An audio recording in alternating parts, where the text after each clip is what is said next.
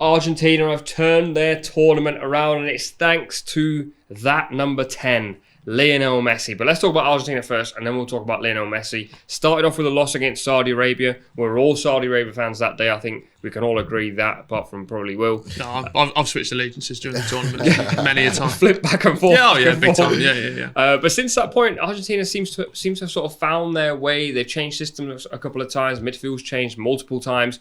But they've found a way to win football matches. In the same thing happening against Netherlands. Netherlands dig their way back into the game. Argentina find another extra gear in themselves to win it on a penalty shootout. What have you made of them so far this tournament? It's interesting because all the games that they've won, they've scored 2 goals in. And I think that's important in tournament football. You get the first and you get the second and you put yourself in a great position because it's hard to come back from that. And they've methodically gone about the competition. It's the kind of strategic way. If you look at the tie against the Netherlands, those are 2 sides that kind of warmed up into the competition. I know that it got tasty towards the back end of it in terms of the physical challenges and the scoreline as well. Fair play to the Netherlands and fair play to Wout Weghorst, who a lot of people would have written off. But Argentina do look like the team that came into the tournament on an unbeaten run. It might not necessarily be the most flamboyant football, but they get the job done, and that's the most important thing about tournament football. And I always do say as well, on the run to winning a major tournament, if you can get a penalty shootout win in there, the confidence that you have off the back of that is invaluable, because it gives that feeling that not only are you playing well, but there's destiny on your side as well, because it is a pot luck kind of thing. So I've been impressed with Argentina as the tournament's progressed. I came on here a few weeks ago and was slating De Paul in midfield, Messi's bodyguard. He's so invaluable to that side and how they play.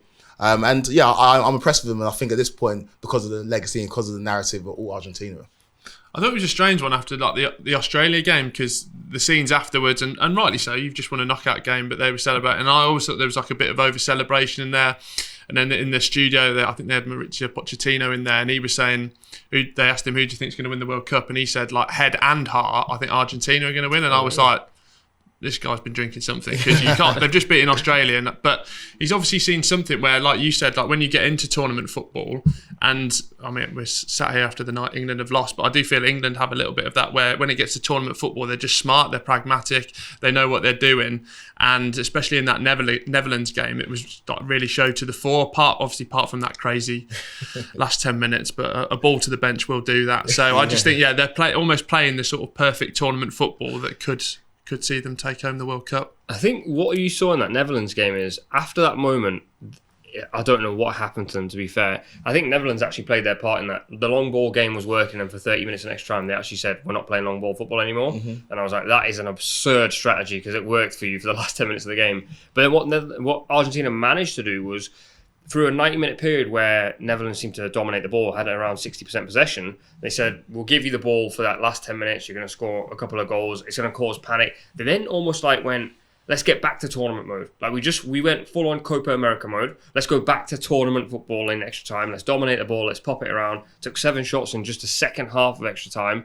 And I feel that was probably a testament to the team they've quickly become this tournament. So against Saudi Arabia, after the game, everyone was like, they're going home. They managed to dig it out against Mexico. They managed to dig it out against Poland. And it's getting to the point now where you go, maybe they're not digging it out. Maybe this is actually how they want to win football matches. Well, they showed some flexibility as well with the formation change.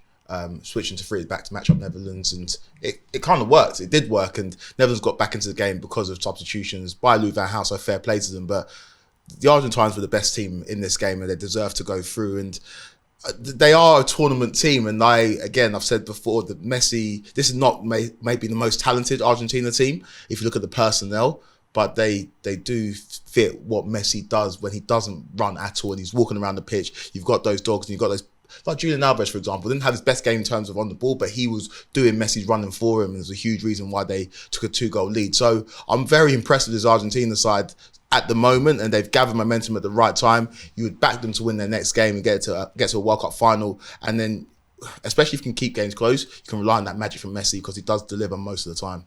Well, I think that's what you've got to do in tournament football, isn't it? You've got to and especially Messi buys into this Argentina project. It is a team where, on the other side of the coin with Ronaldo, we've seen sort of the mess that's been caused there, where if you don't buy into the team, you're just not going to win. And like you said, they changed it up. I mean, go back to that first half against Saudi Arabia.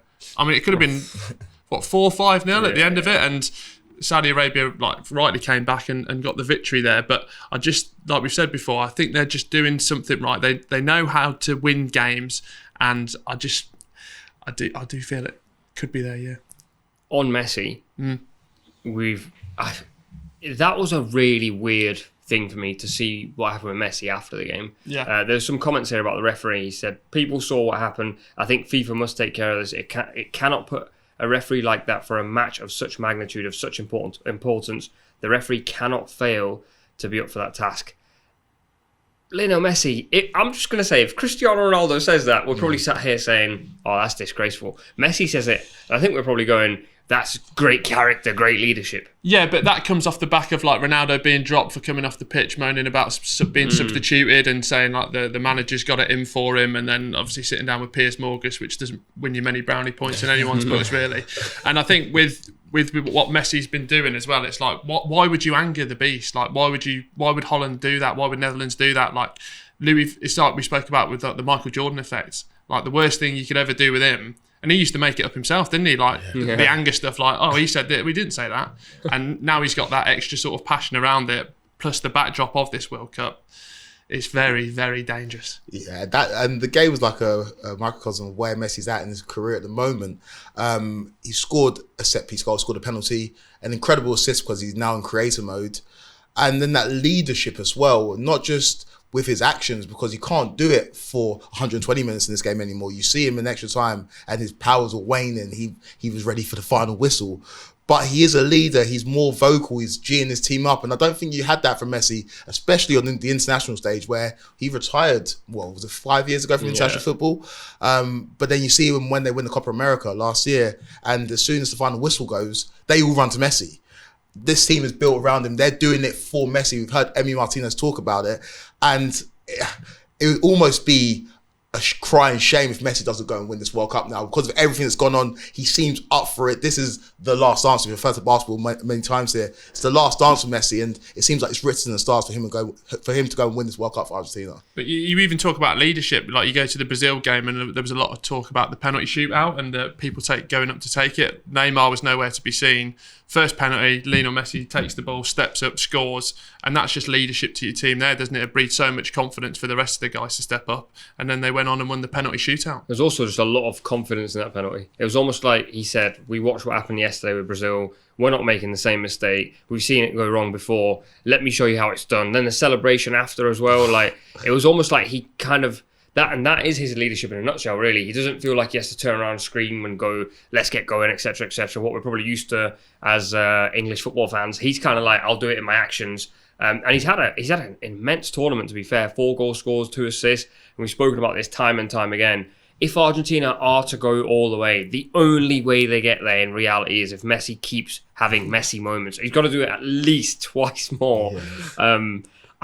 My only slight feeling to that is like his legs were gone in extra time. He literally could not run anymore. Yeah. You come up against a Croatia side, and we will talk Argentina-Croatia. They're going to suffocate them on the ball. They're going to get really tight to him. And then there might be France or Morocco in the final. Has he got it 2 more times? I know it's a crazy question. People are going, it's Lionel Messi, but he's already done it 6 times this tournament already. Yeah, I think we talk about those magic moments, and a lot of things when you think about those are like goals and obviously the penalty he scored and sort of the more audacious efforts. But the assist is like, when I was watching it back, obviously he's one of the best footballers in the world, so I'm not comparing him to myself.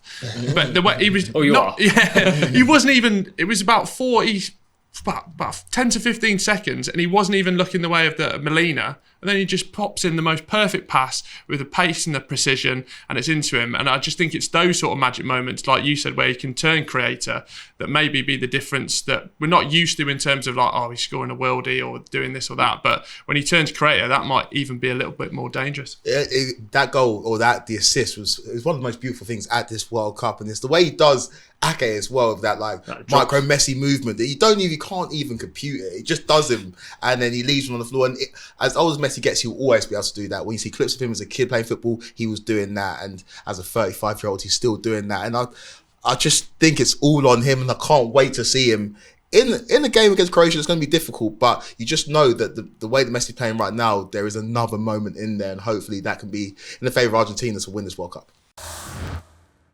Thanks so much for watching ESPN on YouTube. And for more sports highlights and analysis, be sure to download the ESPN app. And for premium content and live streaming, subscribe to ESPN Plus.